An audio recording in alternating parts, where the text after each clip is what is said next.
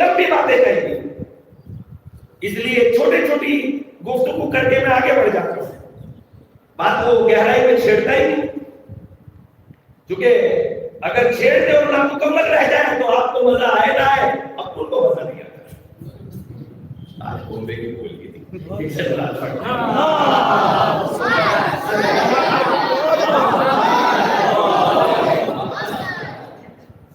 اعتبار سے کہتا ہے یسقا بماء واحد سوائے نہر، یسقا بماء واحد، زیتون کا تذکرہ کرتا ہے، انار کا تذکرہ کرتا ہے، کھجور کا تذکرہ کرتا ہے، سیب کا تذکرہ کرتا ہے، مطلب انگور کا تذکرہ کرتا ہے، اور تذکرہ کرنے کے بعد آخر میں کہتا ہے یسقا بماء واحد۔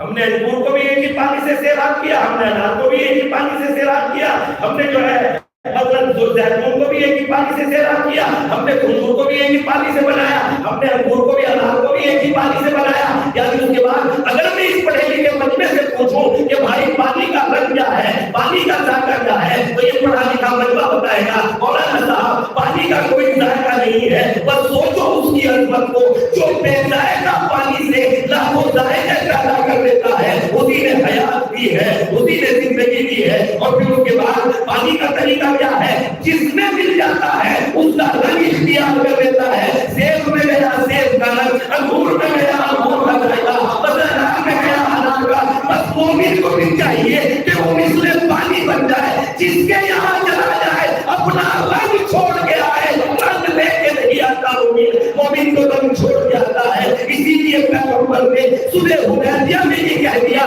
میرا چلا جائے گا تو واپس نہیں ہوگا، تمہارا آ جائے گا تو واپس نہیں ہوگا۔ اس لیے پیغمبر بتانا چاہتے تھے مومن اثر چھوڑتا ہے، مومن اثر لیتا نہیں ہے، اثر دیتا ہے۔ ایک سوال پڑھ دے گا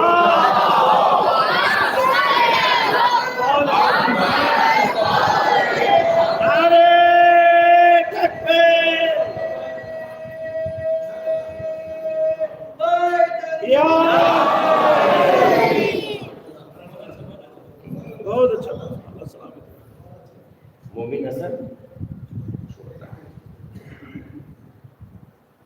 اب دیکھو اگر ہم اثر چھوڑ کے آ رہے ہیں تو ہم نے حسین کا کوئی کام کیا، ہم نے علی کا کوئی کام کیا، اور اگر ہم اثر لے کے آ رہے ہیں تو ہم حسین والوں کے درمیان میں بیٹھ کے ملازم ہیں۔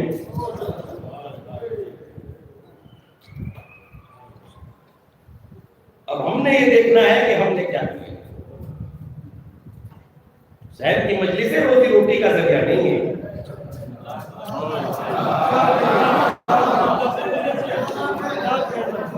جو قریب ہوا اس نے مجلس سے پڑھنا شروع کر دیا۔ آپ بھی روکیے نہیں تو دین تباہ ہو جائے گا۔ میرا ایک بچہ بیمار ہوا، 5ویں مالے پہ رہتا ہوں، جلدی سے میں نے گود پہ لگایا، سینے پہ لگایا، کندھے پہ اٹھایا، پکڑا جا رہا تھا، ٹیکسی والا مل گیا، میں نے ٹیکسی والے کا ہاتھ پکڑا، میرے بیٹے کو بخار چڑھ رہا ہے، اسے دوائی دے۔ کہنے لگا بھائی میں ٹیکسی ڈرائیور ہوں، ٹیکسی چلاتا ہوں، دوائی نہیں دے سکتا۔ میں رونے لگا، نہیں تمہیں دینی پڑے گی، نہیں تمہیں دینی پڑے گی، نہیں تمہیں دینی پڑے گی۔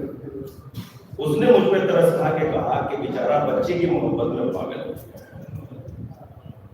بچے کی محبت میں پاگل ہو گیا۔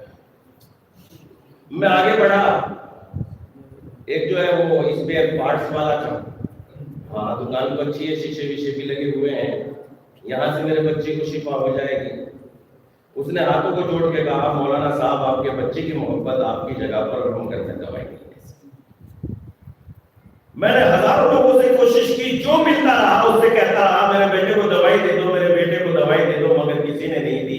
مجھے وہیں جانا پڑے گا جو بدن کا نالج رکھتا ہے، جو بدن کا ماسٹر ہے۔ تو اب ایمانداری سے بتائیے ایک بدن کی بیماری کے مجھے ٹیکسی ڈرائیور دوائی نہیں دے سکتا، تو جب دین انسان جانتا ہی نہیں ہے اسے نمبر پہ آنے کا کیا کہنا مولانا، واہ واہ واہ واہ واہ، سبحان اللہ سبحان اللہ۔